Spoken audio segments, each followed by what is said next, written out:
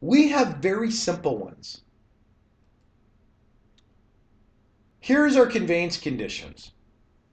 Please have the officer of the bank photocopy the original note and sign off saying he did so. Then give his assurance in writing that the original note will be exchanged for certified funds. So guys, this is a very reasonable request, all right? Now keep in mind, we're dealing with an officer of the bank. So I mean, in most cases, they have at least 4 years of post-secondary education, university, these type of things. So they can definitely handle these conveyance conditions. Our conveyance conditions for bank meets this objective, just so you understand. If the note was sold, we complete deal with the present owners of the note. If it was retained as an asset, we give them our funds for it. Okay, guys, so let's be very clear here. If they did sell the note and were sold, why is the bank suing you? Because they would have already received money. There's somebody else that should be suing you. That's why we're saying that the wrong entity could be suing you. Because if the bank sold the note to a third party, they are no longer an affected party, and they are not supposed to be a plaintiff suing you. Now, of course, if the bank if the bank did not sell it and it was retained as an asset, well, then we'll give them the funds, and then they are the right person for closing on you. But if they are not the right person for closing on you and they already got paid, well, even CMHC and insurance by definition, you'd have an argument for, okay? And we'll show you how to do that. Now here, this is really what's very, very, very fair about the whole thing, okay? Once again, the banks get paid, or the rightful mortgage holder. If it was sold, the contract was sold, the original note, well, then the bank is the wrong person suing you, and we'll go and deal with the third party, and we'll just give them the funds. Now, of course, if the bank did retain it, once again, then we should give them the money, and of course, they are the right person for closing, but we'll give them the funds. This is very fair, and all parties' objectives are met. The banks, everybody's. Yours, ours, the investors.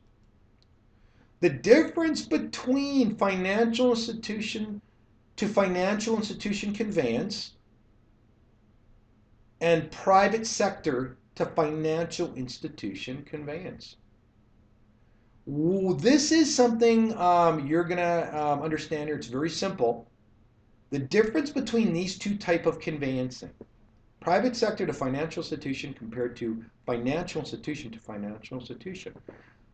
Well, financial institution would be like the, CIBC exchanging funds with, let's say, Royal Bank. And the private sector would be our money. We went and raised it and earned it, and we all put it together, and it would be us, the private sector, now forwarding our funds to the financial institutions, one of them, okay? So this is the difference. If the TD is for closing and the buyer goes to the Royal Bank of Canada, for example, well, that would mean the Royal Bank would be forwarding the funds to TD. Now, this is an internal transaction. So the money is flowing within the Bank of Canada, within a financial institution as defined in the Bank Act. So this is definitely an internal transaction. Now, when we do the private sector to financial institution, here's private sector financing, and here's the funds going across this line. So now this is no longer an internal transaction. So here is an internal transaction, that is an external one. So of course this has to be treated differently by everybody that's involved, including yourself, you understanding.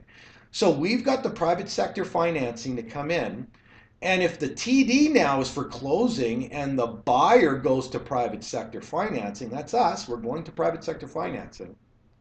This is no longer an internal transaction. The money no longer flows within the Bank of Canada, the financial institutions as defined in the Bank Act. So this is very important for you to understand, and that's why there's different conveyance conditions when compared to just RBC replacing the buyer going to RBC and RBC just forwarding the money. That's the difference between the two. Very important. And the reason being is if they did sell the note and you were just going to RBC, what would it matter? It's just an internal transaction. If they did sell the note, well, we're going to have to find out because it's no longer an internal transaction. It's an external one. And we would need to make sure we're using the investor's money properly and doing our due diligence and that sort. Now let's take a real close look at our deal and how it works into our fair court system. Okay? This is very important because, guys, you're in foreclosure and you have to end up going to court. It's a foreclosure process.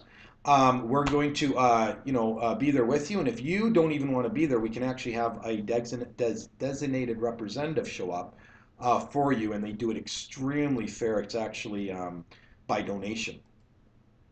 Everyone has this right. Due process. What is due process? The time to complete one's due diligence, okay? So you're asked to sell your home. You have to be given due process and the time to do your due diligence in order for all of us to get the money into the right hands. Due process, the time to complete one's due diligence, so the time for all of us to complete the deal we're in those contracts that we've put together. This is what makes the court system fair. So due process. That's what makes our court systems fair. Now, this is what the judge and the lawyer job truly is in this situation, and the proper actions they should take. Now, preliminary to foreclosure, you understand if you miss 3 payments, the bank eventually sends the file to a lawyer's office. Okay? The lawyers now will serve a statement of claim to the homeowners. And that's pretty fair. That happens all the time. If the foreclosure client wanted some clarity and had questions, they or their agent would be heard. So you'd get to, email back and forth with the lawyer. But really at this point, what would you be really emailing to the lawyer except that I didn't really make my payment? So next time we communicate in the system with the lawyer, you'll see we'll have lots to communicate with them. So you could have an agent communicate with the lawyer right now or yourself, but really what would the agent or yourself say? So we're going to fix this problem. Now in court 1, the judge instructs the homeowner to sell the home or pay out the mortgage. So in court 1, and this is via statement of claim, remember, it all says the same thing. Either sell your home or pay out the mortgage. Now, you would go in the market now to try sell your home because to pay out the mortgage, you would be just unrealistic. Why would you be in foreclosure if you had all that money laying around, hundreds of thousands of dollars to pay out the mortgage?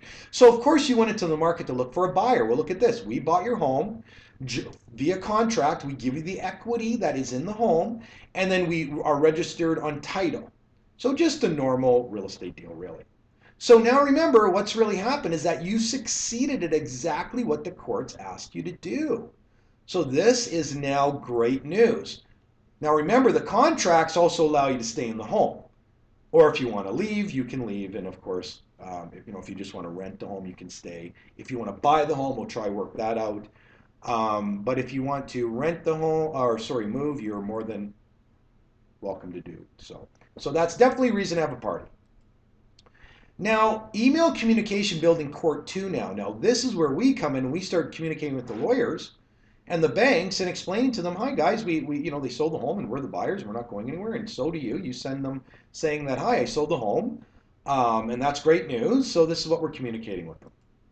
Court 2 now, the judge is indifferent and asks for contracts. So she sees all the contracts involved, including the bank's contracts. And it all flows nice fluently for everybody to get their fair due process. The judge is aware the foreclosure client had every right to sell the home to the numbered company. So she understands that contract is what actually the courts themselves asked you to do, sell it. And you succeeded, so that's wonderful. Now, she would also understand what implied covenants means, and all that implied covenants means is that all contracts must be viewed and made sure that everyone benefits from the contract.